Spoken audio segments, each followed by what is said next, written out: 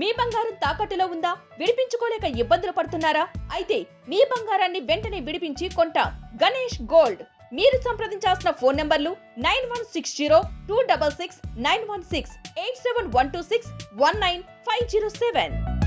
Very good morning, welcome to weekend comments. నేను miss వియవర్మ. ఈరోజు మనతో పాటు లైవ్లో ఉన్నారు senior journalist, political analyst Bandaru Rammohan Rao garu. Very good morning అండి.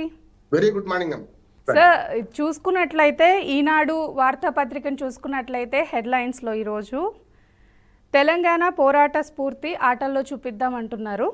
ప్రపంచం పోటీ పడేందుకే నూతన క్రీడా విధానం రూపొందించాం. ఒలింపిక్స్లో పతకాలే మన లక్ష్యం. 2 ఆటల ఆతిథ్యానికి సిద్ధం. సీఎం రేవంత్ రెడ్డి వెల్లడి. కాంక్లేవ్ సందర్భంగా స్పోర్ట్స్ పాలసీ ఆవిష్కరణ. హాజరైన ప్రముఖ క్రీడాకారులు. ఈ విధంగా అంటున్నారు సార్. అసలు తెలంగాణలో ఆటల పోటీలను పెంపొందించాలి అని ఎప్పుడు రేవంత్ సర్కార్ చెప్తూనే ఉంటుంది. అసలు దీన్ని ఏ విధంగా పరిగణించవచ్చు అంటారు? అమ్మా శ్రియా, మీకు అట్లాగే బీఆర్కే న్యూస్ ప్రేక్షకులకు నమస్కారం, శుభోదయం. ఒక మాట చెప్పుకోవాలి, అంటే మంచిదే రేవంత్ రెడ్డి గారు ఆశపడడం, మన తెలంగాణకు ముఖ్యంగా క్రీడలను తీసుకొచ్చుకురావడం, అట్లాగే ఒలింపిక్స్ లక్ష్యంగా పోవడం మంచిదే.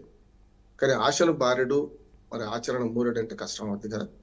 కనుక దానికి తగ్గట్టు ఏర్పాటు చేయాలి. ఒలింపిక్స్ అంటే ఆషామాషి కాదు, ఆశపడడం తప్పు కాదు, మనం ఏదైతే లక్ష్యం పెట్టుకోవడం తప్పు కాదు, దాని వైపు పోవాల్సిందే ఉంది. కానీ క్రీడా పాఠశాలలు ఏర్పాటు చేస్తామని గతంలో ప్రభుత్వం కూడా రకరకాల హామీలు ఇచ్చింది. మరి ఇప్పుడు 1.5 year అయిపోయింది వీళ్ళు వచ్చి, ఇంకొక 3 ఏళ్లలో మరి మళ్ళీ ఎన్నికలు వస్తాయి. ఈ లోపు చేయాల్సిన పనులు చేయాల్సిందే. నా ఉద్దేశం అంటే మనకు రేవంత్ రెడ్డి గారి లక్ష్యం మంచిది, అది ఆచరించాలి.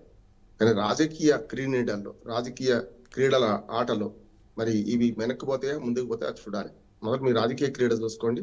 రాజకీయ క్రీడల్లో ఇవన్నీ వెనక్కిపోతున్నాయి, నిజమైన క్రీడలు వెనక్కిపోతున్నాయి. ఇటీవల చూసాం కదా, 2% స్పోర్ట్స్ కోటాలో ఒక వ్యక్తికి అన్యాయం జరిగితే కోర్టుకి వెళ్ళి సాధించుకోవాల్సి వచ్చింది.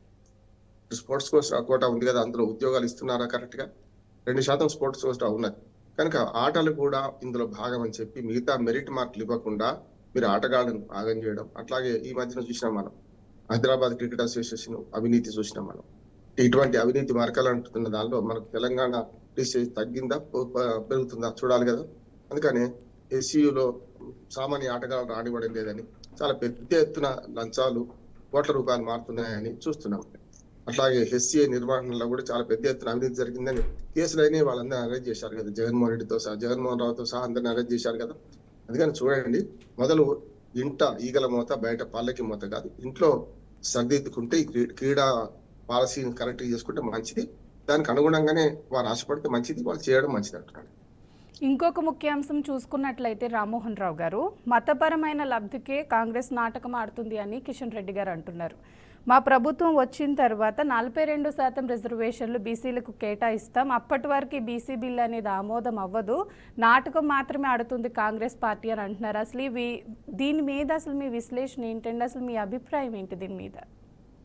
మా స్వీయ రాజకీయ పార్టీలని ద్వంద్వ ప్రమాణాలు పాటిస్తున్నాయి. కిషన్ రెడ్డి ఆ మాట్లాడడానికి అర్హత లేదంటున్నాడు. ఎందుకు లేదు అంటే, మతం ఆడుతుంది బీజేపీ కదా. మతం అనే గీత పక్కన పెద్ద గీత గీసింది కాంగ్రెస్. ఏది కులం అనే గీత గీసింది. అంటే మతం కంటే ఉద్వేగాలు సృష్టించేది మతం, కులం. కనుక మతంలో హిందూ మతం ఓట్ల కోసం, పోలరైజేషన్ కోసం బీజేపీ ప్రయత్నం చేస్తే, కాంగ్రెస్ ఏమో అందులో ఉన్న కులాల భావోద్వేగాలను రేపి ఇవాళ వీళ్ళు కులం అనే కార్డు ఉపయోగిస్తున్నారు. మొత్తం మీద మాత్రం మతం ఒకరు, కులం ఒకరు పట్టుకున్నారు. కానీ కిషన్ రెడ్డి గారి విచిత్రం ఏంటంటే, మతం కార్డు కాంగ్రెస్ ఉపయోగిస్తున్నది దుర్మార్గం అంటున్నాడు. అవును, ఉండొచ్చు. గతంలో సంతుష్టికరణ రాజకీయాల విషయంలో మతం కార్డు ఉపయోగించిన సందర్భం చూసినాం. ముఖ్యంగా బ్లాక్ గా ముస్లిం ఓటు వేయించుకుందాం అన్న సంగతి చూసినాం.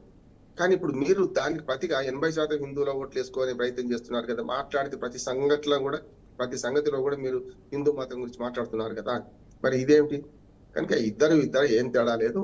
ఇక వాళ్ళ ఆరోపణలు ప్రతి ఆరోపణలు చూసుకుంటే వీళ్ళకి సాధ్యం కాదు, మీరు ఎట్లా చేస్తారు? ఇప్పుడు 42% సాధ్యం కాదు, వాళ్ళతో కాదని మీరు అంటున్నారు. మా ప్రభుత్వం వచ్చినాక చేస్తా అంటున్నారు. అంటే ఏమన్నట్టు, మీ ప్రభుత్వం వచ్చేదాకా అమావాస్య ఆగాలంటున్నారు. అంటే మీ ప్రభుత్వం రాష్ట్రంలో ఏర్పాటు కావాలి, అప్పుడు మేము దీన్ని బిల్లుగా ఆమోదించి ఇప్పుడు ఏదైతే అసెంబ్లీ తీర్మానం చేసిందో 42% బీసీల కోసం మేము బిల్లు ఆమోదించి దాన్ని 9th షెడ్యూల్ పెడతాం. 9th షెడ్యూల్ తర్వాత కోర్టుకు హక్కు లేకుండా చేస్తాం. తమిళనాడు లాగా ఇస్తాం అంటున్నారు. తమిళనాడులో 69 అంటే వీళ్ళు 70 ఇవ్వాలి మొత్తం కలిసి. అంటే చూడండి, అంటే ఎంత స్పష్టంగా చెప్తున్నారు, నిర్లజ్జగా చెప్తున్నారు. మేము ఇప్పుడు చెయ్యము అంటున్నారు. అంటే ఇప్పుడు లేని ప్రేమ అప్పుడు ఎట్లా వస్తుంది? అంటే బీసీలు అందరు కలిసి ఓహో నాయక అని మీకు అధికారం అప్పచెప్పాలి, అప్పుడు మాత్రమే మీరు చేస్తారు. ఇప్పుడు సాధ్యం కానీ అప్పుడు ఎట్లా సాధ్యం అవుతుంది నేను అనుకుంటున్నాను. వాళ్ళ మూడు పార్టీలు బీజేపీ, కాంగ్రెస్ అధికారంలో ఉన్నది, బీఆర్ఎస్, మూడు కలిసి అసెంబ్లీ సాక్షిగా 42% రిజర్వేషన్ బీసీలకు కావాలి. విద్యా ఉద్యోగాల్లో, అట్లాగే మనకు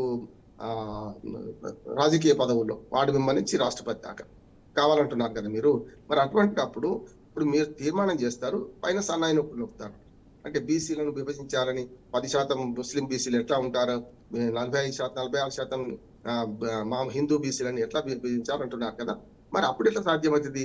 అందుకనే కిషన్ రెడ్డి గారు తన గురించి గురువింద గింజ తన నలిపారు కదన్నట్టు, మతం గురించి మతం కార్డు మీద అయితే కులం కార్డు వాడండి. దాని ఒక మతం కార్డే కాంగ్రెస్ ఉపయోగిస్తుందని చెప్పడం అయితే హాస్యాస్పదం అంటున్నాడు. మంత్రి ఇంకొక ముఖ్యాంశం చూసుకున్నట్లయితే రామ్మోహన్ రావు గారు, మంత్రి కొండా సురేఖపై క్రిమినల్ కేసు. కొండా సురేఖ ఏ ఒక్క వ్యాఖ్యలు చేస్తూ ఉంటారు, ఏదో ఒక కేసులో ఇరుక్కుంటూ ఉంటారు. ఫస్ట్ నుంచి మనం చూసుకుంటూనే వచ్చాం. ఎవరొకరిని ఏదో ఒకటి అంటాం, చిక్కుల్లో చిక్కుకోవడం అనేది ఆవిడకి సహజమైన పని అయిపోతుంది. కేటీఆర్ పరువు నష్టం కేసులో ప్రజాప్రతినిధులు కోర్టు ఆదేశం కూడా జారీ చేసింది. ఈ విషయాన్ని అసలు ఏ విధంగా పరిగణించవచ్చు రామ్మోహన్ రావు గారు?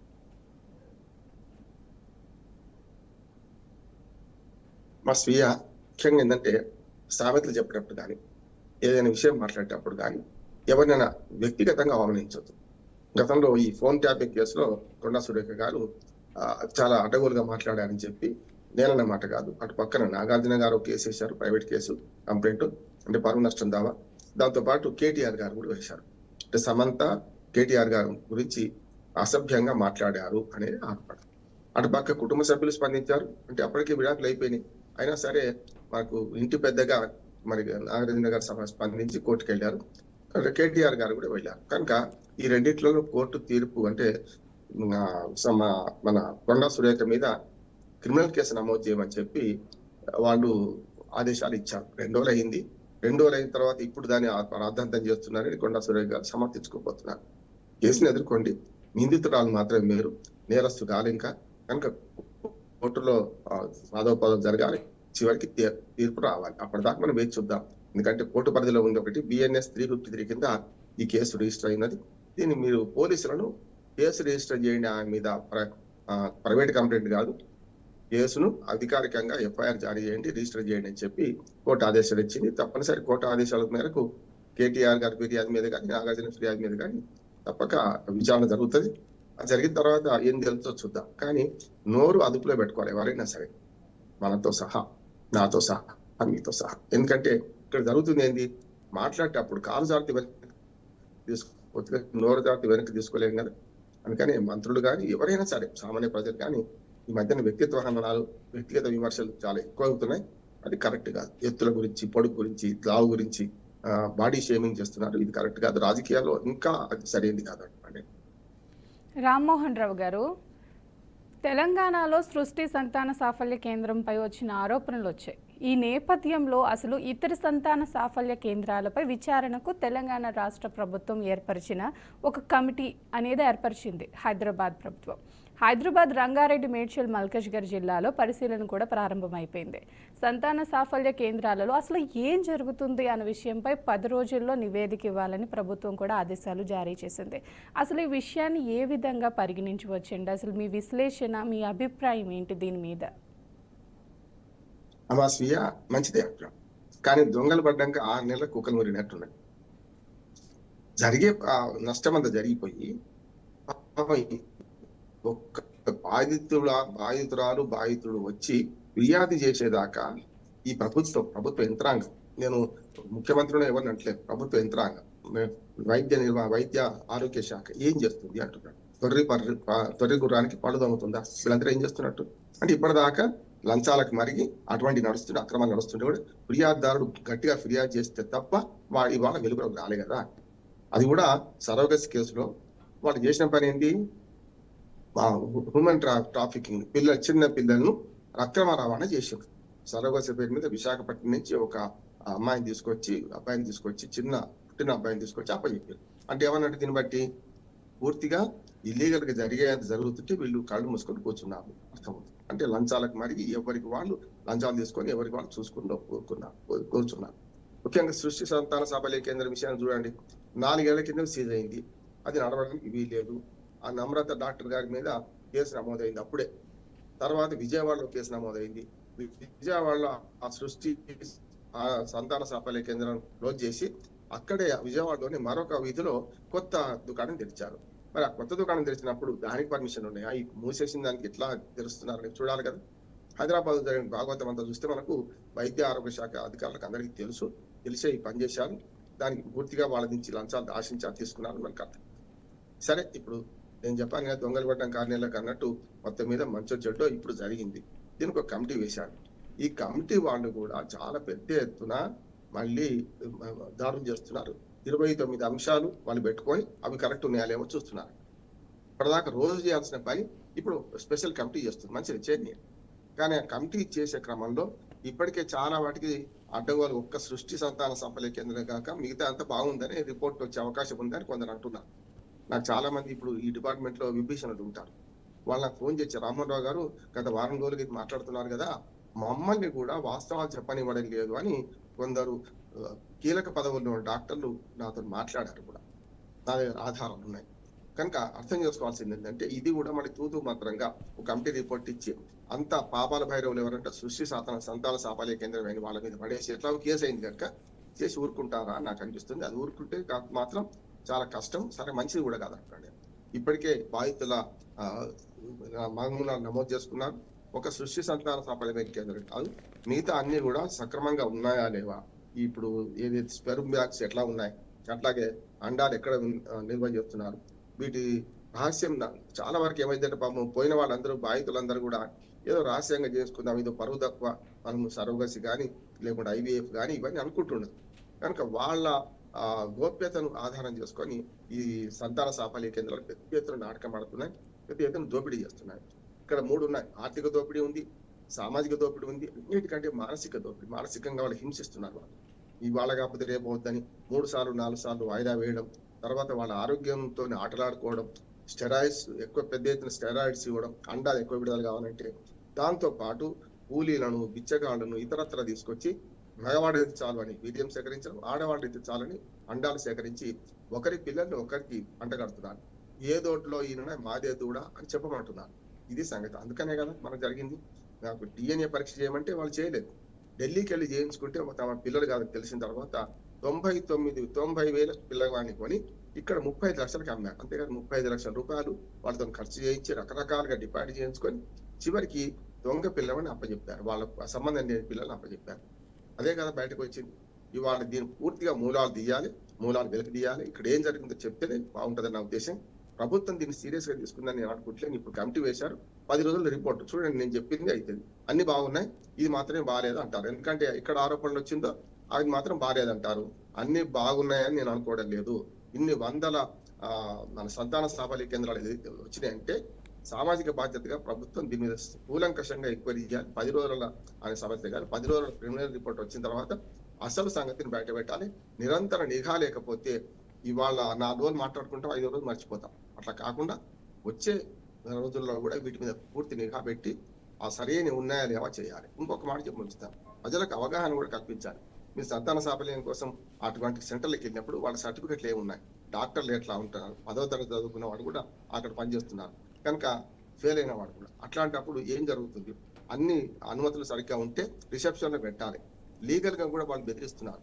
వాళ్ళ భార్యలను, కొడుకునో, పిల్లలను అడ్వకేట్లకు చేసి ఒక అడ్వకేట్ బోర్డు పెద్దగా పెట్టేసి వచ్చిన బాధితుడిని లీగల్ గా బెదిరించి మీ మీద కేసులు పెడదామని ఎదురు పెడతామని చెప్పి బెదిరిస్తున్నారు. అందుకనే ఇప్పుడు సంతాన సాఫల్య కేంద్రంలో అడ్వకేట్ ఆఫీస్ ఏమవసరం, కౌన్సిలింగ్ చేయడానికి కౌన్సిలర్స్ పనికిరానా? కనుక ఇవన్నీ చూస్తే మనకు అర్థమవుతుంది పెద్ద ఎత్తున కుంభకోణం జరుగుతుంది. దీన్ని పూర్తిగా బయట పెట్టాలి. అన్నిటికంటే ముఖ్యం ఆరోగ్య శాఖ అధికారులు పెదవి విప్పాలి. ఇవాళ DMHO లాంటి వాళ్ళందరూ కూడా మన టీవీ ఛానల్కి వచ్చి మాట్లాడాలి. మన టీవీ ఛానల్కి ఒక ప్రముఖమైన ఆరోగ్య అధికారి వస్తా అంటే ఆయనను పై అధికారి పిలిపించి నువ్వు పోవద్దు, నువ్వు చెప్పొద్దు అన్నారు. ప్రజలకు అవగాహన కూడా కల్పించొద్దా? అట్లా మన ఛానల్కి జరిగింది. మన ఛానల్కి టైం ఇచ్చి ఒక వైద్యాధికారి రాలేకపోయిండు, తన అశక్తతను వ్యక్తం చేసిండు. ఏమని చేసిండంటే స్పష్టంగా నన్ను ఫలానా వాళ్ళు పిలిపించాను పై అధికారులు, నువ్వు పోవాల్సిన అవసరం, నువ్వు మెదవి ఇవ్వాల్సిన అవసరం లేదన్నారు. ఆయన చెప్పింది కూడా పాపం ఏంటది, అంతకుముందు వేరే ఛానల్ మాట్లాడుతూ లీగల్ గా పొజిషన్ ఏంటి, సంతాన సాఫల్య కేంద్రంలో ఏం జరుగుతుంది, ఏం జరగాలి, ప్రజలకు ఎట్లా అవగాహన కల్పించింది చెప్పిన తప్ప ఏదాన్ని ఆరోపణ చేయలేదు.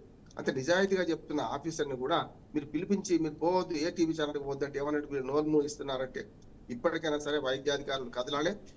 పత్రికల ద్వారా, మీడియా ద్వారా సంతాన సాఫల్య కేంద్రాలు ఎట్లా ఉండాలి, ఎట్లాంటి నిబంధనలు పాటించాలి ప్రజలకు తెలపండి.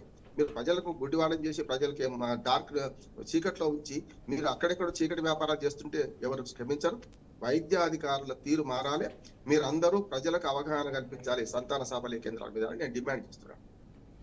ఎస్ రామ్మోహన్ రావు గారు, ఇంకొక ముఖ్యాంశం చూసుకున్నట్లయితే తీగలాగితే డొంకంతా కదిలినట్టు ఆంధ్రప్రదేశ్లో లిక్కర్ స్కామ్లో మరొక 2 వీడియోలు కలెక్ట్ చేసింది అంటున్నారు సిట్. ఆ వీడియోలనేమో మీడియాకి రిలీజ్ చేసింది. అందులో అసలు ఏముంది అనేది ఎవరికి తెలియదు. నోట్ల కట్టలను కోర్టు ఆదేశం మేరకు బ్యాంక్లో డిపాజిట్ చేస్తే, సిట్ బ్యాంక్లో డిపాజిట్ చేస్తే ఆ నోట్లు మళ్ళీ చలామణిలోకి వస్తాయి. కోర్టులో మరి రికవరీ నోట్లను ఎట్లా చూపిస్తారు అంటున్నారు వైసీపీ లాయర్. అసలు బ్యాంక్లో కాకుండా ట్రెజరీలో డిపాజిట్ చేయాల్సిన అవసరం ఉందంటున్నారు వైసీపీ లాయర్. ఈ వైసీపీ లాయర్ వాదన అసలు సరైందేనంటారా రామ్మోహన్ రావు గారు? అసలు ఈ వార్తని అలాగే ఈ ముఖ్యాంశాన్ని ఎలా పరిగణించవచ్చు అంటారు? దీనిపై మీ విశ్లేషణ, మీ అభిప్రాయాన్ని తెలియచేయండి. యాజ్ అడ్వకేట్ గా నేను కూడా వైసీపీ లాయర్ వాదనను సమర్థిస్తున్నాను. కేసు జరిగిందా లేదా, లిక్కర్ స్కామ్ జరిగిందా లేదా నేను నిర్ణయించేది కాదు. కానీ ఏవైతే డబ్బులు దొరికినాయో 4 ఉన్నాయంటే 4 కోట్లు అన్నట్టు కింద మీద 2000 నోట్లు కూడా కనపడుతున్నాయి. 2000 నోట్లు జనామణి లేవు ఇప్పుడైతే. ఆల్మోస్ట్ 95% పైగా నోట్లు రిజర్వ్ బ్యాంక్ చేరిపోయింది. కానీ 2025 వీడియో అంటున్నారు. 25లో మరి 2000 నోట్లు ఉండొచ్చు కొన్ని, మిగతా నేను చెప్పాను కదా, అంటే మిగతా డిపాజిట్ గా నోట్లు ఉండొచ్చు కనుక అవి కూడా కనపడుతున్నాయి. చూశారు కదా పైన కట్టలో 2000 నోట్ల కట్టలు కూడా కనపడుతున్నాయి. కనుక మొత్తం మీద ఆయనైతే లెక్క పెడుతున్నాడు. మన వెంకటేష్ అని చెప్పి ఆయన A35 ఆయనను బెంగళూరులో అరెస్ట్ చేశారు.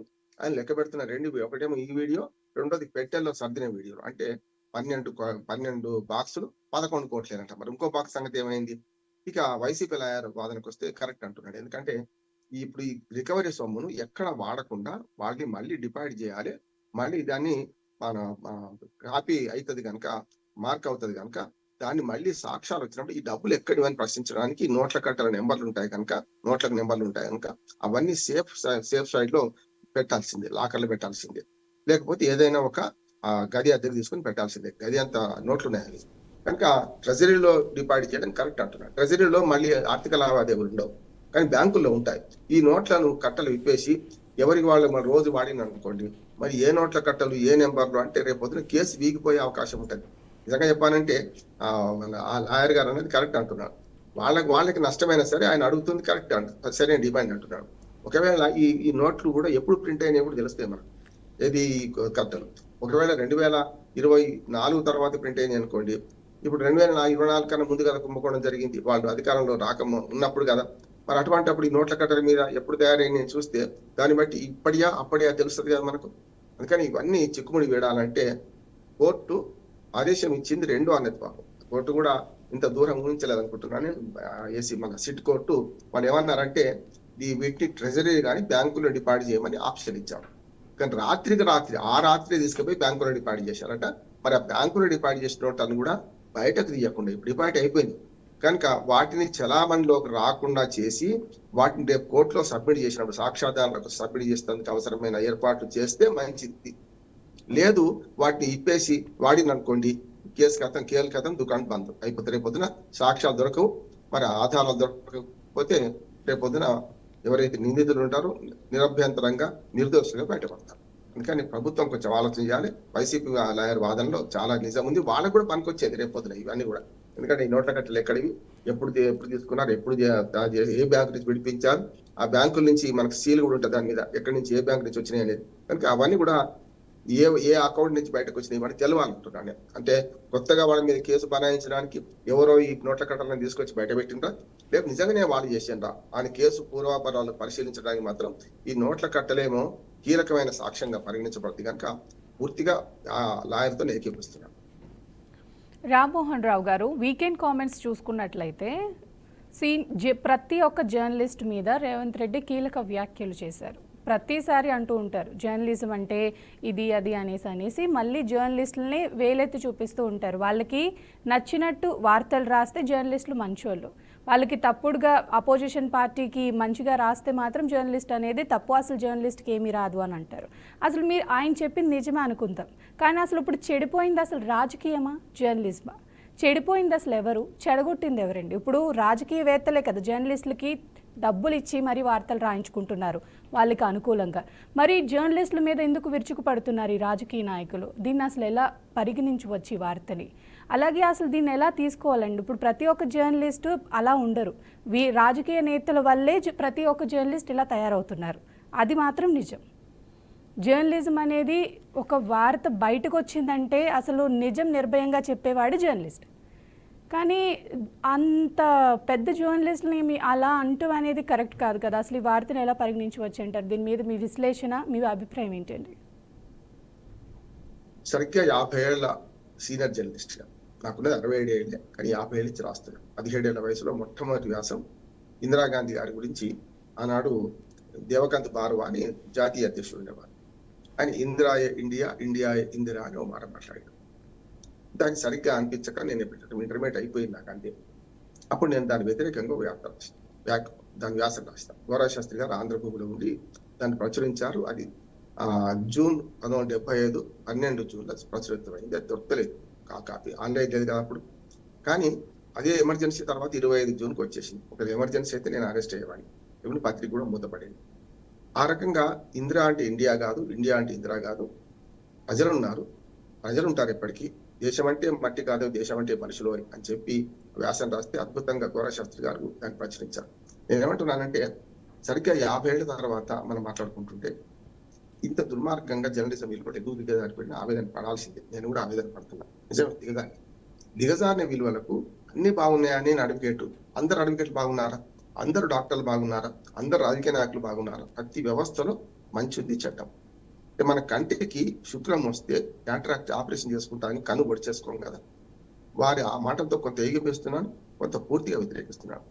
మీరు అన్నది కరెక్ట్ శ్రేయ, ఎందుకంటే పెంచి పోషిస్తుంది వాళ్ళే కదా. మీ రాజకీయాలు బాగున్నాయా? మీ రాజకీయాలలో మీరు మాట్లాడే మాటలు బాగున్నాయా? మీరు బూతులు మాట్లాడితే మేము రాయకుండా ఉండి ఇంకా సమయంలో పాటిస్తున్నాం కదా అని హెచ్చరిస్తున్నాను నేను. రెండవది కూడా చెప్తున్నాను నేను, వారు చేసే పని వారే 3 వీడియోలు ఒకసారి రేవంత్ రెడ్డి గారు చేయండి. వరుసగా ఏదైనా ఒక విషయం మీద వరుసగా ఆనాడు, మొన్న, నిన్న, ఇవాళ మాట్లాడండి చూద్దాం. ఎన్ని మాటలు మార్చారు, ఎన్ని ఊసర రంగులు మార్చారు. ఆయన ఒక్కటే కాదు, నేను పేరు చెప్తే బాగుండదు, ఎందుకంటే అన్నది ఆయన కనుక ఆయన మీదకే వస్తున్నాను నేను. మిగతా వాళ్ళందరూ కూడా మనము గతంలో నేను ప్రెస్ పత్రికలో పనిచేసినవాడిని కనుక, ప్రధాన పత్రికలో పనిచేసినవాడిని. అప్పుడు వార్త రాస్తే నేను అనలేదు అని తప్పించుకోవడానికి వీలు ఉండేవాళ్ళకి. కానీ వాళ్ళ వీడియో సాక్ష్యం ఉండాలి. తర్వాత కూడా మేము అనలేదు, దాన్ని కట్ చేసి చేస్తున్నారు. నిజమే, కరెక్టే. ఒక ముక్క కట్ చేస్తే అర్థం వేరే అవుతుంది, కానీ అన్నదైతే నిజమే కదా. అందుకని ఇవన్నీ చూస్తుంటే మనకు అర్థమవుతుంది ఏంటంటే, ఇప్పుడు వారు అన్నది ఏంటి, జర్నలిజంలో ఓనవాద్యాలని వాళ్ళు వస్తున్నారు, కరెక్టే. మనం చూస్తున్నాం కదా, కళకు తేడా తెలియని మాటలు మాట్లాడుతున్నాం. కళాకారులు అంటే కళాకారులు అని మాట్లాడుతున్న సందర్భం చూస్తున్నాం. నేనంటే యాంకర్లను కూడా మనం చాలా వరకు భాష నేర్చుకోవాల్సిన అవసరం ఉంది, జర్నలిజంలో ప్రావీణ్యం సంపాదించుకోవాల్సిన అవసరం ఉంది, కాదంట్లేదు. కానీ ఇది వేరు. మీరు విమర్శించే ముందు గురువింద కింద తన నలుపెరగదు అన్నట్టు మీరు చేస్తున్న పని ఏమిటి అంటున్నాను నేను. సోషల్ మీడియా పేరు చెప్పి మీరు సోషల్ మీడియా అకౌంట్ తెప్పించి పార్టీల పరంగా దుర్మార్గంగా ఎదుటి పార్టీలను హననం చేస్తలేరా, వ్యక్తిత్వ హననం చేస్తలేరా, వ్యక్తులు నిందిస్తలేరా? మీరు చేస్తున్న పనికి జర్నలిస్టులు వాడుకుంటున్నారు. మనలాంటి జర్నలిస్టులే కదా వాళ్ళ దగ్గర పోయి పనిచేసేది డబ్బుల కోసం. అటువంటి అప్పుడు వాళ్ళని ఎట్లా ఉపయోగించుకుంటున్నారు? మీరు ఒక శక్తివంతమైన టూల్ గా ఉపయోగిస్తున్నారు. అందుకనే గతంలో పత్రిక ఒక్కటి ఉన్న 10,000 సైన్యం అని నారాయణ వెంకటేశ్వరరావు గారు అన్నారు. 50 ఏళ్ల క్రితమే దానికి సరిగ్గా వ్యతిరేకంగా పత్రికలు విషపుత్రికలని మహాకవి శ్రీశ్రీ అన్నారు. ఇవాళ చెడిపోలే, కొత్తగా ఆనాడే చెడిపోయింది. ఆనాటి నుంచి ఈనాడు దాకా చెడిపోతూనే ఉన్నాయి, కాదంటలేదు. రాజకీయ వ్యవస్థ ఆనాడు ఉన్నంత బాగా ఇప్పుడుందా? ఆనాడు రాజకీయ వ్యవస్థ బాగాలేకపోతే దాన్ని తిట్టే క్రమంలో పత్రికలు పనిచేసినాయి, ధైర్యంగా రాసినాయి. గోరా శాస్త్రి గారు ఎడిటర్ గా ఉన్నప్పుడు ఆంధ్రభూమి పత్రిక యజమాని ఎవరికి? కాంగ్రెస్ పార్టీ రాజ్యసభ సభ్యుడి చంద్రశేఖర్ రెడ్డి గారు, పిక్కవరపు చంద్రశేఖర్ రెడ్డి గారు. కానీ ఆయన ప్రభుత్వానికి వ్యతిరేకంగా వార్తలు రాశా, దొరతనాన్ని వ్యతిరేకించారు. దొరతనం అంటే ప్రభుత్వం అంటే దొరతనం అనేవాడు గోరా శాస్త్రి గారు. ఆనాడు ఎడిటోరియల్ వేరు, అట్లాగే వార్తలు వేరు ఉండే. వార్తకు వ్యాఖ్యకు తేడా తెలకుండా పోయింది. వార్తనేమో యథాతథంగా ప్రచురించాలి, లేకుంటే ప్రసారం చేయాలి. అదే వ్యాఖ్య నేను ఏమన్నా ఇప్పుడు నేను మాట్లాడుతున్న వ్యాఖ్య, వార్త కాదు. నేను రేవంత్ రెడ్డి గారు అన్న విషయంలో నిజంగా ఆయన ఆవేదన పాల్పంచుకుంటున్నా. కరెక్టే, చాలా మంది కాలు మీద కాలు వేసుకొని ఊపుకుంటూ మేము చాలా గొప్పవాళ్ళం, మీరు పనికిరాని వాళ్ళని చూస్తున్నారు. దానికి కారణం ఏంది? మీరు పనికి రాకుండా పోయింది కనుక వీళ్ళు చూస్తున్నారు. తప్పు కాదు కదా. మీరు పనికి రాకుండా పోయిండ్రు, మీరు మాటలు ఏది పడితే అది మాట్లాడుతున్నారు, మీరు ఇప్పుడు మాట్లాడింది రేపు వేరే మాట్లాడుతున్నారు. కనుక మీ మీద చులకన భావం వచ్చేసింది జర్నలిస్టులకు కూడా. మీరు టపా కిందికి స్టేజ్ దిగి వాళ్ళ చెంపలు వాయిద్దాం అంటున్నారు కదా. చెంపలు వాయించాల్సింది మిమ్మల్ని అంటున్నాను నేను. కొరడా దెబ్బలు కొట్టాల్సింది మిమ్మల్ని. మీరు అంటున్నారు కదా, ఆయనకు 100 కొరడా దెబ్బలు కొట్టాలి, వీళ్ళకి 1000 కొరడా దెబ్బలు కొట్టాలి అంటున్నారు కదా. మరి మీకెన్ని కొరడా దెబ్బలు కొట్టాలి ఇటువంటి మాటలు మాట్లాడుతున్నప్పుడు? మీరు గతంలో తెలుగుదేశంలో ఉన్నారు, తర్వాత కాంగ్రెస్కి వచ్చారు, తర్వాత మధ్యాహ్నం ఇవన్నీ చేస్తున్నారు కదా. మరి మీ పార్టీ మారిన దాని మీద కొరడ దెబ్బలు మిమ్మల్ని కొట్టాలా? మీ పార్టీ మారిన దాని మీద ఆనాడు సోనియా గాంధీ దయ్యం అని, ఇవాళ బలిదేవత అని, ఇవాళ దేవత అంటున్నారు కదా. మరి మీ నాలుక మడతేసిన నాలుక గురించి ఏం చేయాలి? నాలుక పోయాలి, ఏం చేయాలి? అంటే మీరు అంత పరిచయంగా మాట్లాడితే జర్నలిస్ట్ మాకు కూడా అంతకంటే పరిచయమైన మాటలు వస్తాయి. ఇది తప్పు అంటున్నారు. మీరు మాట్లాడింది తప్పు, మీరు ఆవేదన కరెక్ట్, కానీ ఆవేదన వ్యక్తం చేయడానికి దొంగ అన్నట్టుగా ఉల్టా చోర్ కొత్వాతో డాంటే అన్నట్టు మీరు ఏం మాట్లాడుతున్నారు మీరు అర్థం చేసుకొని మాట్లాడండి. నిజమే, ఒక నవ తెలంగాణ పత్రిక ఆవిష్కరణ మన వార్షికోత్సవ సభలో మాట్లాడారు. జర్నలిజం విలువలు పోయినాయి, రాజకీయాలు విలువలు పోయినాయి కదా. దాని గురించి ఎందుకు మాట్లాడతలేదు? ఒకనాడు డబ్బు సారా మద్యం మంచి గెలిచినవా? మరి మీరు అవి చేస్తున్నారు కదా. ఇవాళ ఏది పడితే అది మాట్లాడుతున్నారు కదా. ఒక పార్టీలో ఉన్నప్పుడు ఒకటి, ఇంకో పార్టీలో ఉన్నప్పుడు మాట్లాడుతున్నారు కదా. దీని గురించి ఎందుకు మాట్లాడరు? నిజమే, కరెక్టే, జర్నలిజం విలువలు పోయినాయి, ఓనమాలు రాని వాళ్ళు విలేకరులు అవుతున్నారు. నిజం, నేను కూడా ఆవేదన చెందుతున్నాను. ఒక సీనియర్ జర్నలిస్ట్ గా నేను కూడా ఆవేదన పెడుతున్నాను. కానీ దీనికి పరిష్కారం అది కాదు కదా.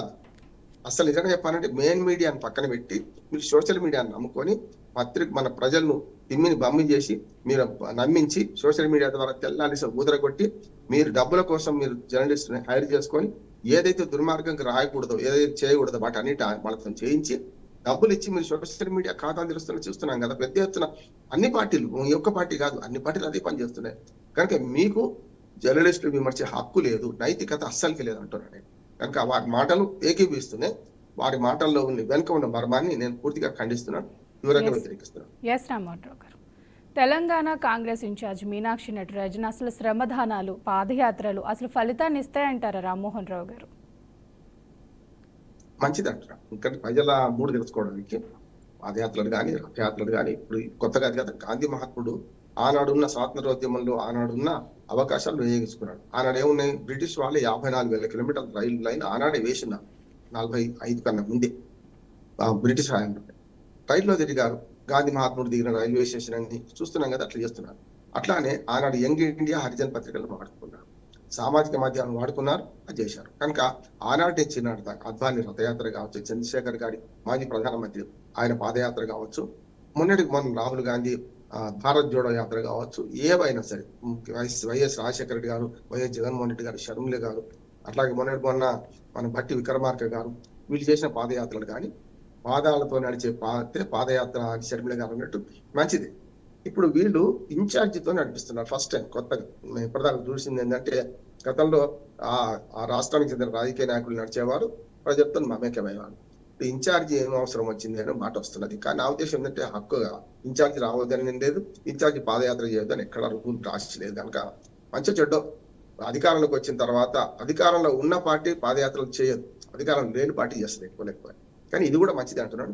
మనకు రకంగా చెప్పాలంటే దీన్ని పాజిటివ్గా చూద్దాం. శ్రమదానం ద్వారా లేకుంటే ప్రజల్లో మమేకమై పనిచేయడం వల్ల మంచి ఫలితాలు వస్తాయని రాహుల్ గాంధీ గారే ఒప్పుకున్నారు. నేను బాగా సిగ్గుపోతును, నేను అందరిలో కలిసేవాడిని కాదు, కానీ ఈ మధ్యన కలుస్తున్నాను, దానివల్ల నాకు చాలా మంచిగా అనిపిస్తుంది. ఎందుకంటే అది నిజంగా కూడా బాగా జరిగింది. ఆయన రకంగా చెప్పాలంటే కన్యాకుమారిలో రోడ్డుపాటు పడి మాట్లాడిన ఆయనే, తత్రపడ్డ ఆయనే కాశ్మీర్కి వచ్చేవరకు బ్రహ్మాండంగా మాట్లాడగలిగారు. అందుకని నేను ఏమంటున్నానంటే పాదయాత్రల ద్వారా కానీ ప్రజలతో మమేకమైన ఏ కార్యక్రమాన్ని మనం ఆహ్వానించాలి. ప్రజల జీవన విధానం కానీ ప్రజలు ఏమనుకుంటున్నారు ప్రభుత్వం గురించి అని తెలుసుకోవడానికి ఇది మంచి సాధనంగా పనిచేస్తుంది. 6 రోజులలో ఒక్క దప్ప మిగతా ఎస్సీ ఎస్టీ నియోజకవర్గం తిరుగుతున్నారు. ఇది రాష్ట్రం అంతా తిరగాలి. ఎమ్మెల్యేలు కూడా ఎమ్మెల్యేలను కూడా ఆదేశించి ఈ పని చేయమనండి. మరి పథకాలు అమలైన లేవా, ఏం జరుగుతుంది రాష్ట్రంలో, 1.5 years తర్వాత ప్రజలు సంతోషంగా ఉన్నారా లేరా తెలుసుకుంటే నా ఉద్దేశం లిట్మస్ టెస్ట్ అంటున్నాను, దీన్ని చేసుకొనియండి, మంచిదే. ఎస్ రామ్మోహన్ రావు గారు, ఆంధ్రప్రదేశ్కు సంబంధించి వీకెండ్ కామెంట్ చూసినట్లయితే ఏపీలో మాజీ ముఖ్యమంత్రి జగన్మోహన్ రెడ్డి పర్యటనలు చేస్తున్నారు, పాదయాత్రలు చేస్తున్నారు, జైల్లో ఉన్న వాళ్ళని పరామర్శలు చేస్తున్నారు. అసలు ఎవరిని చూసి అసలు ఎవరు భయపడుతున్నారండి? ఇప్పుడు కూటమి ప్రభుత్వం జగన్ పర్యటనలు చూసి భయపడుతుందంటారా, లేదంటే జగన్ వాళ్ళని చూసి భయపడి జనాల్లోకి వెళ్ళి మాట్లాడుతున్నారంటారా? ఈ విషయాన్ని అసలు ఏ విధంగా పరిగణించవచ్చు? అసలు దీని మీద మీ విశ్లేషణ, మీ అభిప్రాయం ఏంటి రామ్మోహన్ రావు గారు? మా స్వీయ ఎప్పుడు కూడా వద్దన్న పని చేయబుద్ధి అవుతుంది కదా. మనం చిన్నప్పుడు చందమామ కథ చదువుకునే ఉంటాం. ఉత్తర దిక్కు పోవద్దురా అని యువరాజుకు చెప్తే యువరాజు ఏం చేసేవాడు? ఉత్తరం దిక్కే పోయేవాడు. ఉత్తరం లేదో చూద్దామని చెప్పి ఉత్తరం వైపు వెళ్ళాము. అట్లానే ఇప్పుడు వద్దు వద్దంటే ఎక్కువ చేస్తున్నాడు మనకు జగన్మోహన్ రెడ్డి యాత్రలు చూస్తున్నాం కదా, పరామర్శ యాత్రలు కానీ ఇతర. సరే, ఆ పరామర్శలో అవసరం ఉందా లేదా, మరి జైల్లోకి వెళ్ళిన వాళ్ళు ఎట్లా జైలుకి వెళ్ళారు, ఏ రకంగా ఆడవాళ్ళను వ్యక్తిత్వాన్ని హననం చేస్తే జైలుకి వెళ్ళారు కదా, లేకపోతే ఒక ఆయననేమో బెట్టింగ్ యాప్స్ లో సర్వస్వం కోల్పోయి చచ్చిపోతే ఊరేసుకొని చచ్చిపోతే అటువంటి వాళ్ళని సంవత్సరం తర్వాత చూసి వస్తున్నారు కదా. ఇవన్నీ మనకు విమర్శలు ఉన్నాయి. కానీ నా ఉద్దేశం ప్రతిపక్ష నాయకుడు ప్రజలకు తిరిగే అధికారం ఆదరట్లేదు. కానీ నిబంధనలు కూడా పాటించాలి. ప్రభుత్వం చెప్పిందో నిబంధనలు పాటించాలి. కానీ ఎక్కడ కూడా జరుగుతలేదు. ఎక్కడ చూడండి, మీరు 100 మందికి అనుమతి అంటే 1000 మంది పోతున్నారు, 1000 మందికి అంటే వేల మంది పోతున్నారు చూస్తున్నాం. కనుక అక్కడ కొన్ని సంఘటనలు కూడా జరిగినాయి కనుక ప్రభుత్వం కొంత నియంత్రణ చేసే ప్రయత్నం చేస్తున్నది. కానీ ప్రభుత్వ నియంత్రణ పక్కన పెట్టి మా ఇష్టం మేము తిరుగుతాం, అంతా మా ఇష్టం అని వాళ్ళు తిరుగుతున్నారు. ఆపే ప్రయత్నం ఇటు ప్రభుత్వం చేస్తుంది. నా ఉద్దేశం ఏంటంటే మంచి చెడ్డ పోనీయండి, నష్టం ఏమన్నది జరగండి. అట్లాంటి ఏమవుద్దంటే రేపొద్దున శాంతి భద్రతలు భంగం ఏమైనా జగన్మోహన్ రెడ్డి గారికి జడ్ కేటగిరీ ఆయనకు రక్షణ ఉంది, రేపు ఆయనకి ఏమైనా అయితే రేపు కష్టం కదా, మరి మేము భద్రత చర్యలు తీసుకోకపోతే ఎట్లానేమో ఇటు ప్రభుత్వం అంటుంది. ప్రభుత్వం అది కూడా సరైనది అంటున్నాను. కానీ సంవత్సరం కూడా పూర్తి మనమనే కదా, అంటే ఇంకా ఏమంటారు దాని ప్రభుత్వం ఏర్పడి సంవత్సరం పూర్తి కాకముందే అప్పటి నుంచే మొదలు పెట్టారు ఈ యాత్రలన్నీ కూడా. ఓదార్పు యాత్రలన్నీ లేకుంటే పరామర్శ యాత్రలు మొదలు పెడుతున్నారు. దీనివల్ల ప్రతిపక్షంగా ప్రజల మధ్య ఉండడం ఎవరు కాదన్నారు. కానీ దీనికి ఇంత పెద్ద ఎత్తున మన బందోబస్తు మధ్యన లేకపోతే రకరకాలుగా ప్రజల దగ్గర పోయే పని సరైనది కాదు. సరే, చూద్దాం ఏం జరుగుతుంది. కానీ ఇక్కడ మాత్రం ఈ ఇరుపక్షాలు, ప్రభుత్వం ఏమో భద్రతా రీత్యా చర్యలు తీసుకుంటా ఉంటుంది. నాకు భద్రత ఎందుకు, నేను ప్రజల్లోకి పోతా, నా ఇష్టం అని ఆయన అంటున్నాడు. ఈ రెండింటి మధ్యన ప్రజలు అయిపోతున్నారు. చూస్తున్నారు, అమాయక ప్రజలు కారు కింద పడుతున్నారు, అమాయక ప్రజలు ప్రతిశలాలు చనిపోతున్నారు. ఎవరు చేసినా, ప్రభుత్వం చేసినా వీళ్ళు చేసినా. కనుక దయచేసి ఆంధ్రప్రదేశ్ లో ఈ కులగజ్జి రాజకీయాలు మానుకొని అభివృద్ధి అయిపోతే బాగుంటది. ఢిల్లీ బహుదూర్ హై. 4 ఏళ్ళు నేను ఎలక్షన్స్, 4 ఏళ్ల దాకా ఓపిక పట్టండి, కొద్దిగా నష్టం ఏం లేదు కదా. ప్రతిపక్షంగా మీ బాధ్యత మీకున్నది. తప్పు జరిగితే దాన్ని ఎదిరించండి. నిజంగా సూపర్ 6 హామీలు ఇచ్చారు, దాని మీద విధానపరమైన విమర్శలు చేయండి తప్ప ఇది కేవలం పరామర్శల పేరు మీద బల ప్రదర్శనలు చేస్తే రేపు మీకే నష్టం అవుద్దని నేను అంటున్నాను. మంచి చెడు ఇప్పుడు అక్కడ మాత్రం మధ్యయుగ రాజకీయాలు నడుస్తున్నాయి. ఈ మధ్యయుగ రాజకీయాలు మానుకోండి, అభివృద్ధి వైపు ప్రభుత్వాలు కానీ ప్రతిపక్ష నిర్మాణాత్మక సూచనలు చేస్తే మంచిది అనుకుంటాను. రామ్మోహన్ రావు గారు, నీటి గురించి కొట్టుకుంటున్నారు, నీటిలోని గురించి మంటలు చెలరేగుతున్నాయి. అసలు ఆ మంటలు చందంగా సాగుతుంది మళ్ళీ బనకచర్ల ప్రాజెక్టు విషయం. ఈ మంటలు ఈ లోకేష్ వ్యాఖ్యలతో మళ్ళీ రాజుకుంటున్నాయి. ఈ బనకచర్ల పంచాయతీ ఏంటండి అసలు? చాలా పెద్దది, కానీ నాకు ఈ మాటల మీద మాట్లాడతాను. ఎందుకంటే బనకచర్ల గురించి మాట్లాడడం పావుగంట మాట్లాడుకోవాలి. అంటే బేసిక్ గా బనకచర్ల ఎందుకు అవసరం లేదు, ఏ రకంగా వెళ్ళిపోతున్నారు. కానీ ఇప్పుడు నీటిలోన జ్వాల రేగ మంట ఎటుల ఆరును అని ఒక పాట ఉంది పంతలమ్మ సినిమాలో, చాలా రాజా నాగేంద్ర దానికి మ్యూజిక్ డైరెక్టర్. అట్లానే నీటిలోన జ్వాలలు రేగిన తర్వాత దాని మంట ఏం చేయాలంటే మట్టి పోయాలన్నా లేకుంటే దాన్ని ఆపే ప్రయత్నం ఎట్లా చేయాలో చూడాలి. నీటిలో పెట్రోల్ పోసి మంట పెడితే వస్తుంది మంట, నీటిలో కూడా మంట వస్తుంది. అట్లాగే ఇప్పుడు ఏం చేస్తున్నారంటే ఈ లోకేష్ గారి వ్యాఖ్యలు నిన్న మొన్న, గతంలో చంద్రబాబు నాయుడు, ఇటు కేసీఆర్, అటు రేవంత్ రెడ్డి వ్యాఖ్యలు, ఇద్దరు ముఖ్యమంత్రులు ఢిల్లీ కూడా ఇవన్నీ జరిగినాయి. నిన్నటి వ్యాఖ్యలు, నిన్న మొన్న వ్యాఖ్యలు లోకేష్ ఇవి, నీళ్లు కిందికి పోతుంటే మీకే నష్టం, మేము తీసుకుంటాం, కట్టి తీరుతాం బనకచర్ల అంటే ఎట్లా కడతావో చూడు బిడ్డ అని వీళ్ళు అంటున్నారు. అంటే జానడి ఇట్లా మూరెడు కట్టి ఎట్లా కొడతావరా కొట్టరమ్మ కూడా అని ఒక ఆమెనదట. అట్లానే ఉంది వీళ్ళంతా. అంటే వీళ్ళ లోకేష్ ఒక ఎమ్మెల్యే మాత్రమే, ఒక మంత్రి మాత్రమే. ఆయన మాట్లాడిన మాటల మీద ఇటు పక్క ఉత్తమ్ కుమార్ రెడ్డి గారు మాట్లాడుతున్నారు, మట్టి విక్రమార్ గారు మాట్లాడుతున్నారు. నువ్వు కట్టి తీరుతా అంటే ఎట్లా కడతావో చెప్పు అని వీళ్ళు అంటున్నారు. నా ఉద్దేశం ఏంటంటే బనకచర్ల మీద బౌన్స్ అయ్యే అవకాశం ఎక్కువ అంటున్నాను. ఆంధ్రప్రదేశ్ లో రాయలసీమ ప్రాంత మేధావులు కానీ రాజకీయ నాయకులు కానీ చాలా పార్టీలు వ్యతిరేకిస్తున్నాయి. అయ్యా బనకచర్ల అనే పేరు మీద మీరు ఇప్పటికే మన DBR లేకుంటే మాట్లాడుతున్నారు, చాలా రాజ్యాంగ సంస్థలు దాన్ని వ్యతిరేకించిన సిడబ్ల్యూసి వ్యతిరేకించింది. పోలవరం ప్రాజెక్ట్ అథారిటీ పిపి అంట, అది కూడా మీరు అసలు దీని మీద బనకచెర్ల మాట్లాడితే అసలుకి ఎసరు వస్తుంది, మీరు మొత్తం పోలవరం ప్రాజెక్టుకే మళ్ళీ మొదటికి వస్తుంది, మొదటి నుంచి డిపిఆర్ సమర్పించాల్సి వస్తుంది అని చెప్పి అది చెప్పింది.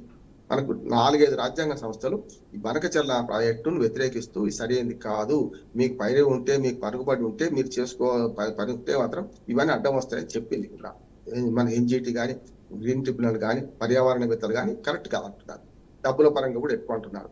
కనుక ఇవన్నీ ఆలోచించకుండా మేము కట్టి తీరుతామని లోకేష్ అంటే ఎట్లా కడతామని వీళ్ళు అంటున్నారు. కనుక బనకచెర్ల మీద పూర్తి స్థాయిలో అసలు దాని పేరు పెట్టింది మొన్న ఎప్పటి నుంచి జరిగింది అని ఇటు పక్కన కూడా ప్రతిపక్షం మీద అంటే అప్పటి అధికార పక్షం మీద ఇప్పటి అధికార పక్షం కాంగ్రెస్ కూడా తెలంగాణలో బీఆర్ఎస్ మీద దుబ్బెత్తిపోస్తున్నది.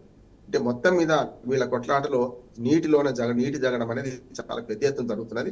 నా ఉద్దేశం ఏంటంటే విన్ విన్ సొల్యూషన్ కావాలి, జీరో సమ్ గేమ్ ఇదంతా. మీరు నష్టపోతే నేను లాభపడతా, నేను లాభపడితే మీరు నష్టపోతాను. అట్లాగా ఉభయ కుశలోపరి ఆలోచిస్తూ కొందరు ఇంజనీరింగ్ చేసే ప్రతిపాదనలు ఉన్నాయి, వాటిని పాటిస్తే అటు రాయలసీమకు నీళ్ళు వస్తాయి. ఇప్పటిదాకా రాయలసీమలో అలక్ష్యం చేయబడ్డ ప్రాజెక్టులు పూర్తి చేయండి. 100 కోట్లు, 500 కోట్లు, 600 కోట్లు, 1000 కోట్లలో పూర్తి చేసే ప్రాజెక్టులు చాలా ఉన్నాయి, అవి పూర్తి చేసుకోండి అని రాయలసీమ వాసులే ముఖ్యమంత్రి చంద్రబాబు నాయుడు గారు విజ్ఞప్తి చేస్తున్నారు. కనుక రైతుల అభిప్రాయాలు, శాస్త్రవేత్తల అభిప్రాయాలు, నీటి వనరుల నిపుణుల అభిప్రాయాలు, రాజకీయ పార్టీల అభిప్రాయాలు ఇవన్నీ తెలుసుకొని ముందుకెళ్తే బాగుంటుంది. లేకపోతే ఏది తెలియకుండా ఎట్లా పడితే అట్లా మాట్లాడుతుంటే మంటలు రేపుతాయి, మంటలు రేపు ఇంకా సమస్యను క్రిటికల్ చేస్తాయి. అది కాకుండా చూసుకుంటే మంచిదని. రామ్మోహన్ రావు గారు చెప్పండి. 2014 నుండి వరుస ఓటములపై రాహుల్ గాంధీ ఆక్రోశం వ్యక్తం చేస్తున్నారు. కాంగ్రెస్ వరుస ఓటములకి గల కారణాలు అసలు ఏమనుకుంటున్నారు మీరు? అసలు దీని మీద మీ విశ్లేషణ, మీ అభిప్రాయం తెలియజేయండి.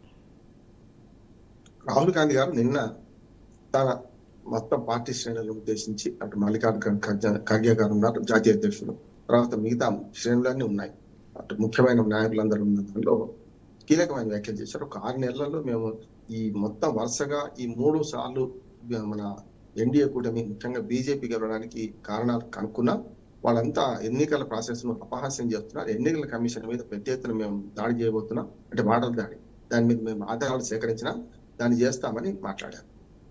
వరుసగా 3 సార్లు గెలిచినందుకు ఇన్ని సీట్లు ఎట్లా గెలుస్తున్నారు వాళ్ళు అని అంటున్నారు ప్రశ్న. చిత్రం ఏంటంటే గురువింద గింజ సామెత ఉంది. ఇది కూడా అయ్యా మీ నాన్న, మీ తాత, మీ నానమ్మ, మీ నానమ్మ, మీ తాత ముత్తాత కూడా ఈ ప్రధాన పదవి చేసింది కదా. నెహ్రూకు రాని మెజార్టీ ఇప్పుడు మీరు అన్న 10 ఏళ్ళు, ఈ 11 ఏళ్లుగా 3 సార్లు ఎన్నికల్లో మోడీ గారు ఎట్లా గెలుస్తున్నారని ప్రశ్నిస్తున్నారు కదా. ఎలక్షన్ కమిషన్ నుంచి ఆడలేక మధ్యలో ఓడంటారు. కనుక మీరు చెప్తున్నారు కదా, మీరు గతానుసారం పరిశీలించుకోండి. కాంగ్రెస్ పార్టీ ఒక్కటే ఏకఛత్రాధిపత్యంగా ఉన్నప్పుడు కూడా ఆనాడు మరి 400-350 సీట్ల దాకా నెహ్రూ గారు గెలుచుకున్నారు. మరి అప్పుడు కూడా మీరు చేసినట్టేనా? ఆనాడు బ్యాలెట్ ఏముంది, పోనీ అది పక్కన పెడదాం, పాతకాలం. తర్వాత ఇందిరాగాంధీ గారు కూడా గెలుచుకున్నారు కదా. అన్నిటికంటే ముఖ్యమైనది మీ నాన్నగారు రాజీవ్ గాంధీ గారు, ఇందిరాగాంధీ గారు తల్లి చనిపోయిన తర్వాత, ఇందిరాగాంధీ చనిపోగానే 84లో ఎన్నికలు జరిగితే 84 ఎన్నికల్లో 415 పార్లమెంట్ సీట్లు గెలుచుకున్నారు మీ నాన్న. కాంగ్రెస్ పార్టీ సానుభూతి ఏమైనా కానివ్వండి, 415 సీట్లు ఇప్పటి వరకు ఏ పార్టీ గెలుచుకోలేదు. మీ తాత గెలుచుకోలేదు, మీ నాన్నమ్మ గెలుచుకోలేదు, మీ నాన్న మాత్రమే గెలుచుకున్నాడు. మరి అటువంటి అప్పుడు ఆనాడు 415 సీట్లు ఒకేసారి వచ్చినప్పుడు మరి వరుసగా 60 ఏళ్ళు మీదే కదా. 78 ఏళ్ళు స్వాతంత్రం వచ్చింది, 60 ఏళ్ళు మీరే పాలించారు కదా. ఈ 11 ఏళ్ళు మోడీ, గతంలో 5 ఏళ్ళు వాజ్పేయి, 17 తర్వాత ఒక 1.5 year జనతా ప్రభుత్వం. కాంగ్రెస్ ప్రభుత్వం అంతా కూడా 20 ఏళ్ళు కూడా లేవు కదా ఇప్పటి వరకు. సరే వీపీ సింగ్, దేవగౌడ అందరిని కలుపుకుంటే కూడా 20 ఏళ్ళు, వీళ్ళైతే 60 ఏళ్ళు మీరు కదా. అటువంటి 60 ఏళ్ళు మీ పాలనలో మరి మీకు మెజార్టీ వచ్చినప్పుడు వరుసగా 10 ఏళ్ళు, 20 ఏళ్ళు పాలించినప్పుడు మరి అప్పుడు రాని అనుమానం ఇప్పుడు ఎందుకు వస్తుంది అంటే వీళ్ళు 11 ఏళ్ళుగా పాలిస్తున్నారు తప్ప. కనుక ఎలక్షన్ కమిషన్ మీద అంటున్నారు. అందుకని ఆడలేక మధ్యలో ఓడంటే మీరు పలుకుబడి పెంచుకోండి, మీరు పనులు చేయండి, ప్రజలకు రండి, వస్తున్నారు, చేస్తున్నారు, పెరుగుతుంది కూడా మీకు అంటున్నారు. అంటే కేవలం ఎలక్షన్ కమిషన్ మీద అవగాహన వేసి ఎన్నికల ప్రాసెస్ తప్పని మీద భారత ప్రజాస్వామ్యాన్ని అవమానించినట్టే అంటారు. స్పష్టంగా చాలా సీరియస్ గా చెప్తున్నారు. వాళ్ళు చేసే పని 415 సీట్లు ఒకేసారి గెలుచుకున్నప్పుడేమో అక్రమాలు జరగలేదు, కానీ ఇప్పుడు మాత్రం 303 నుంచి 240కి పడిపోయింది కదా మన బీజేపీ. మరి ఇప్పుడేమంటారు? అంతేందుకు మీరే 2014లో 44 సీట్లకే పరిమితం అయ్యారు కాంగ్రెస్ పార్టీ. కానీ 2019కి వచ్చేవరకల్లా 52కి వచ్చారు, 2024కి వచ్చాకల్లా మరి 99కి వచ్చారు కదా. మరి మీది కూడా బూటకపు గెలిపేనా? ఆ ఎన్నికలే తప్పంటే మీది కూడా తప్పే కదా. ఆ ఎన్నికలే తప్పనుకుంటే మీ ఎదుగుదల కూడా తప్పే కదా. అంటే పూర్తిగా అధ్వాన్నంగా తాము గెలవలేక మూడోసారి కూడా గెలిచే పరిస్థితి లేక గతంలో పారిపోయిన వారు కదా మీరు. నేను 2019లో నేను ఎన్నికల్లో ఫెయిల్ అయ్యాను. నాకు ఈ పదవి అవసరం లేదని చెప్పి వెనక్కిపోతే కదా మీ తల్లి మళ్ళీ కొంగుచాటు బిడ్డగా మిమ్మల్ని పెంచి మళ్ళీ ఆమె బాధ్యత తీసుకుంది. 19 ఏళ్ళు ఆమె కాంగ్రెస్ పార్టీ అధ్యక్షురాలుగా ఉన్నది. ఆమె పరిణతి పొందినది కాదు. మీకు పూర్తిగా పరిణతి వస్తలేదు. ఇంకా చిన్నపిల్లలాగా మాట్లాడుతున్నారు రాహుల్ గాంధీ. మీరు మాత్రం తెలుసుకోవాల్సిన అవసరం ఉంది. 3 సార్లు మిమ్మల్ని ఓడిస్తున్నారంటే మీ ఆత్మ పరిశీలన చేసుకోండి. మీరు చేస్తున్న పని ఏమిటి?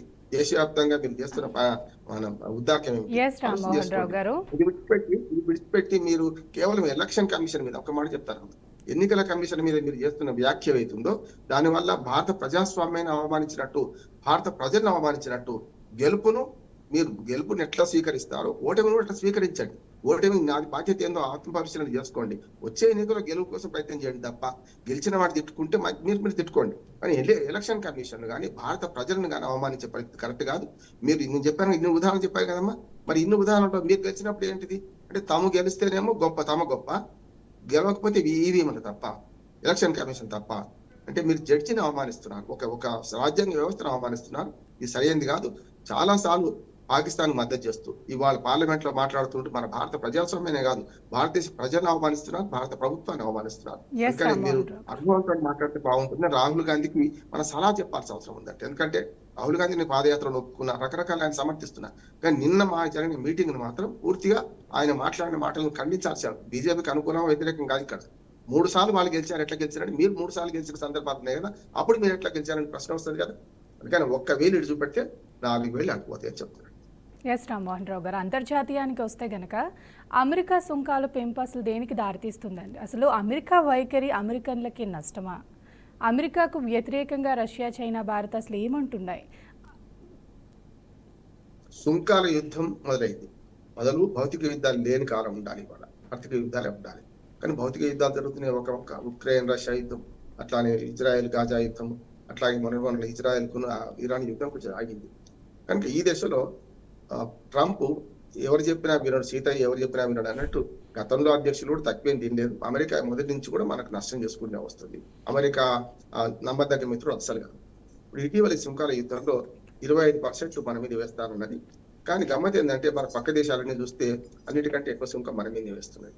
పక్కన పాకిస్తాన్ మీద 29% సుంకం ఉంటే దాన్ని 19 తగ్గించి మీరు చూడండి. మొత్తం 7 దేశాలు చూసుకుంటే 19, 20, 15% మాత్రమే సుంకాలు ఉన్నాయి. శ్రీలంక కానీ, బంగ్లాదేశ్ కానీ, అట్లాగే మయన్మార్ కానీ, మనకు ఇటు పక్కన మాల్దీవ్స్ కానీ, భూటాన్, నేపాల్ పెద్దగా వాణిజ్యం ఉండదు వాళ్ళకు.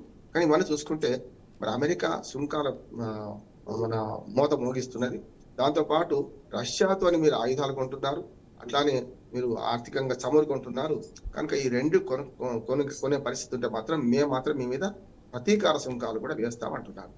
కనుక ప్రతీకార సుంకాల గురించి మాట్లాడకుండా ఇప్పుడు 25% సుంకం మాత్రం రేపు వచ్చే అదనంగా వేసే సుంకం మాత్రం రేపు ఆగస్టు 7 నుంచి మొదలవుతుంది అంటున్నారు. ఈ సుంకాల మీద రామ్మోహన్ రావు గారు ఎటువంటి నిర్ణయాలు తీసుకుంటుంది అంటారు? భారత్ మంచి నిర్ణయాలు తీసుకుంటున్నారు. ఎందుకంటే ఇప్పుడు మనకు అక్కడి నుంచి పాల ఉత్పత్తులు అట్లా వ్యవసాయ ఉత్పత్తులు దిగుమతి చేసుకోండి అని ఒత్తిడి చేస్తున్నారు. అట్లా కనుక దిగుమతికి మనం తలకి చేసుకుంటే మన వ్యవసాయ రంగం కుదరలేకపోతుంది. ఇప్పటికే 60-70% వ్యవసాయ రంగంలో ఉన్న వాళ్ళు ఇంకా పరోక్షంగా ప్రత్యక్షంగా ఆధారపడ్డారు. కనుక వాళ్ళ పాల ఉత్పత్తులు మనం అనుమతించడం అనుకోండి, పాల రేటు 15 నుంచి 20 రూపాయలు తక్కువైతుంది. వినియోగదారులు మనం సంతోషపడుతుంది. కానీ రైతుకు ఏం కావాలి? అమెరికాలో ఉన్న సబ్సిడీలు కానీ, అమెరికాలో ఉన్న రైతులకు ఉన్న వెసులుబాటు కానీ మన దగ్గర రైతులు లేదు. ఇప్పటికి కూడా మన చాలా మంది అంటే రైతులకు వెసులుబాటు ఉన్నది, చాలా రైతులకి అన్ని ప్రయోజనాలు ఇస్తున్నారు అంటున్నారు. కానీ అమెరికాలో ఉన్న సబ్సిడీలు పోలిస్తే మనం దానిలో సగం కూడా మనం ఇవ్వడం లేదు. కనుక రేపు పొద్దున ఆ దిగుమతులను మనం ప్రోత్సహిస్తే వ్యవసాయ రంగం కుదేలైపోతుంది. అట్లాగే ఎంఎస్పీ మన రకరకాలుగా ఇబ్బందులు వస్తాయి. దాన్ని భారత ప్రభుత్వం వ్యతిరేకిస్తూ మీరు తీసుకోమని హామీ ఇచ్చింది. కనుక మంచి పార్లమెంట్ సాక్షికి హామీ ఇచ్చింది. రేపు పొద్దున దిగుమతులు చేసుకునే అంశాలలో చాలా జాగ్రత్తగా వ్యవహరించాలి. ముఖ్యంగా అమెరికాతో వాణిజ్యంలో చాలా మెలకువతో వ్యవహరించాలి, లేకపోతే దొంగ దెబ్బ తీసే అవకాశం ఉంది. ఇప్పటికైతే డైరెక్ట్ గా అంటున్నారు. కనుక చూద్దాం ఏం జరుగుతుందో. అమెరికా సుంకాల పోరులో మనలాంటి దేశాలు మన నాశనం కాకుండా ఉండాలంటే మనదైన రీతిలో మనకి ఏది లాభం అది చేయాల్సిన అవసరం ఉందా. థ్యాంక్ యూ రామ్మోహన్ రావు గారు.